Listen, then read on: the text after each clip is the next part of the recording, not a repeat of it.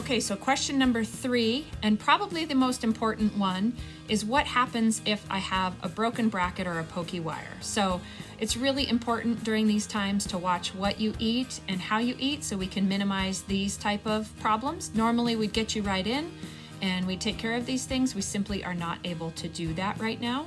So if you do have a broken bracket, and if this broken bracket happens to be the last bracket on the line, either top or bottom, it's very possible that that bracket will just kind of come and fall off.